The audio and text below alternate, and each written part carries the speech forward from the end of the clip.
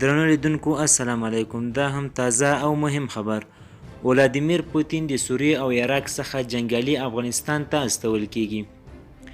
د روسیې رئیس جمهور ولادیمیر پوتین ویلي چې له عراق او سوریې څخه تجربه لرونکي جنګیالي په فعاله توګه افغانستان ته استول کیږي. روسیه له افغانستان څخه د منځنۍ اسیا هیوادونو ته د ناقراریو د لمن د غځېدو په اړه اندېښنه لري. ولسمشر پوتین دا څرګندونه د چهارشنبې په ورځ د پخواني شوروي اتحاد د امنیتي ادارو د مشرانو سره د یوه ویډیویي کنفرانس په ترڅ کې کړې. نوموړي زیاته کړې د افغانستان وضعیت ساده نه دی. هغه زیاته کړه له عراق او سوریې څخه د جګړې تجربه لرونکي جنګیالي په فعاله توګه هلته افغانستان ته استول کیږي. پوتین وویل امکان لري چې ترهګر د افغانستان د ګاونډیو هیوادونو د بې ثباته کولو هڅه هم وکړي. نوموړي رئیس جمهور په څو ځلې په دې اړه خبرداری ورکړی دی چې کېدای شي ترهګرې ډلې په افغانستان کې له سیاسي ناقراریو ګټه پورته کړي او د مهاجرو په توګه د پخواني شوروي اتحاد جمهوریتونو ته داخل شي.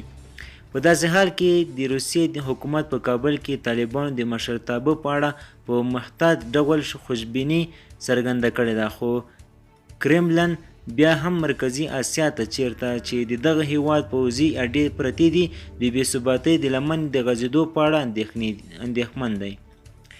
روسیې په دې وروستیو کې له تاجکستان سره چیرته چې پوځي اډې لري او همداراز له ازبکستان سره ګډې پوځي منورې ترسره کړي. دواړه هیوادونه له افغانستان سره ګډ سرحد لري.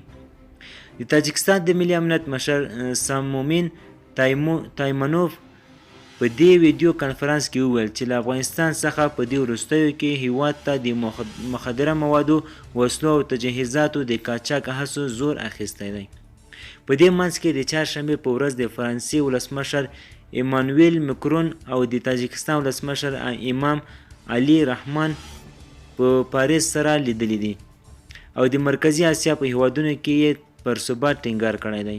که څه هم چې طالبانو ویلي چې دوی به د مرکزي اسیا هیوادونو ته ګواښ نه پېښوي، خو د پخواني شوروي اتحاد جمهوریتونو په څو ځلې د افغان اسلامپالو د متحدینو لخوا د بریدونو هدف ګرځېدلی دی. تېره اونۍ د افغانستان لپاره د روسیې ځانګړي استازي زمیر کابلوف ویلي چې روسیه به طالبانو په مسکو کې د افغانستان لپاره په نظر کې نیول شوي کنفرانس کې د ګډون په موخه دعوت کړي. دوستان ویډیو تر همدې ځایه وه. د لا زیات معلومات لپاره زموږ چینل سره سبسکرایب کړئ. مننه.